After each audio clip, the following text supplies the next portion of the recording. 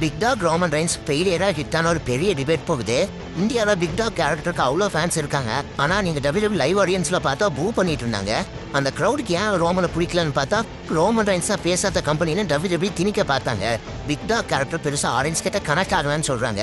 அந்த time Roman Reigns John சீனாவை face of the கம்பெனியை ரீப்ளேஸ் பண்ண வேண்டி இருந்துச்சு. அது ரொம்ப கஷ்டமான விஷயம் தான்.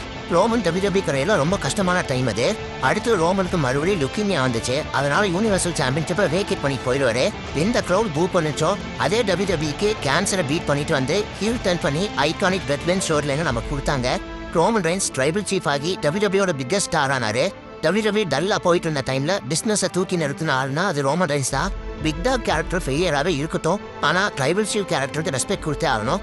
இந்த WWE ஏரால எல்லாத்துமே குறை சொல்லிட்டு தான் இருப்பாங்க. ஆனால் பிசினஸ் நம்பர்ஸ் OTC தான் WWE பிக்கஸ்ட் ஸ்டார்னு சொல்லுது.